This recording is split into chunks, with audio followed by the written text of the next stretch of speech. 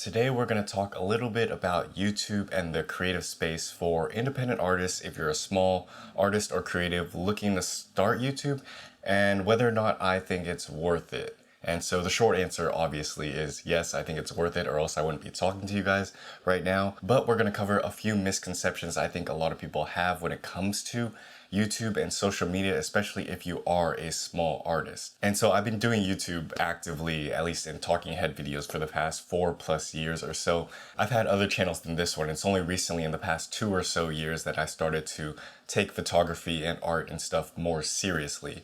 And so I kind of came in kind of a backwards way. A lot of people start with like whatever they are, whether they're a digital artist or photographer or painter or something like that, and then they consider YouTube as a realm. I started with YouTube first and then started getting more and more into my own art, and then started integrating those two things into the same kind of thing. And so that caused me some problems, as to which I'll talk about, but this basically leads me into the first point, which I think is a concern a lot of small artists have, is that YouTube won't replace your art if you don't let it. The big concern that a lot of people have is that something like social media, when they start it, they understand that it's useful for them as a small business or something like that, or to help them grow, reach a lot of people and get their art out there. But you'll hear a lot of bad things about social media as well. And then you start to worry and wonder whether or not starting something like social media will start to change the context of your art and what you're trying to create.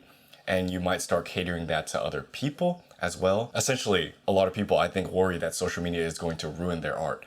I don't think that's so much the case in my experience, probably because I went about it backwards, but for a long time for me, the lines were kind of blurred. I wasn't really sure what the difference was between my photography journey and my YouTube journey because they were so interconnected. And so I had to really figure that out. And it wasn't until I took a break from YouTube the last year that I started realizing what my own photography meant to me and all that stuff, and I started taking that more seriously. And then YouTube became kind of like a side thing or a supplementary thing, whereas I would have my life, my art, the things that I was doing, and YouTube would kind of pull from that, and I would create content based on my own personal experiences, the things I've learned and the journey and whatever, all that stuff. And so I think when I've shifted the priorities in that case, it's gotten a lot more manageable, because now social media and YouTube has become more of a supplementary rather than a main thing, and it doesn't interfere with the way that I live my life or create my art.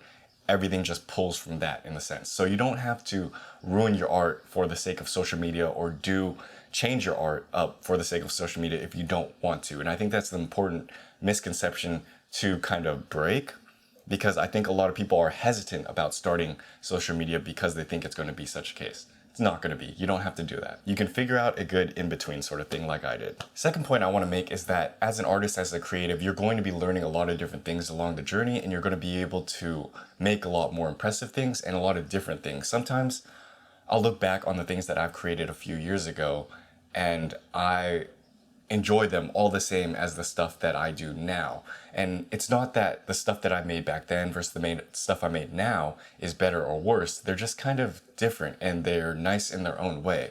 And I think when you take your art as a perspective from that stuff, you begin to realize that YouTube is sort of more of a documentary form of your journey. There's a lot of things that I've thought about when I was creating my art in the beginning, the first few years, as opposed to now, that I still think is interesting because my perspective was so different on it back then. And I think it's kind of cool to look and see. So you can treat YouTube as kind of like a journal or a documentary journal of the process as you progress through this art thing, and share the things you learn with other people who may or may not be learning the same things as you. And I think that's important to understand, because I think a lot of people think to start a YouTube or to talk about stuff like this, that they have to be the best or an expert at what they do. And it's just not the case. And I think more and more people are starting to realize that now, but I think it's important to express the idea that you don't have to be the best at what you do. You don't even have to be good at what you do to talk about the things that are personal to you and the experiences you've learned and the things that you've learned, right?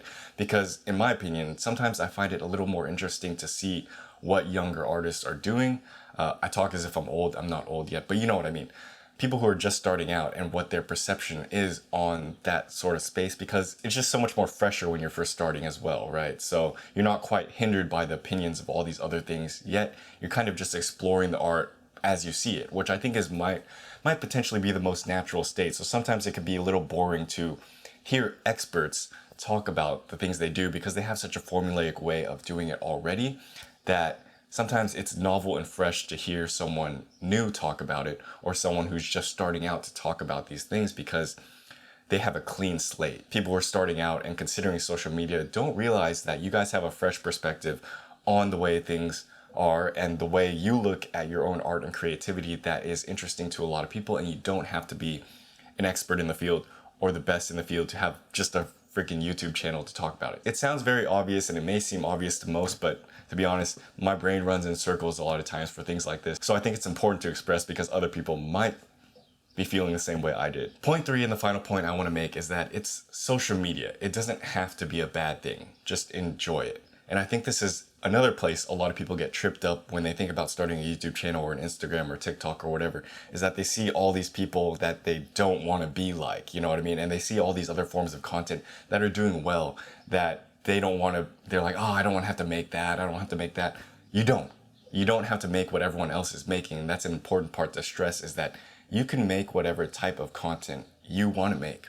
It doesn't have to be what's doing well over there. It doesn't have to be what this guy's doing over there. If it's cool and you decide you want to make it, sure, go for it. But at the end of the day, you can make the content you want to make, because content in some ways and shapes or forms is kind of a form of art in itself. Some people might get mad at that, but whatever.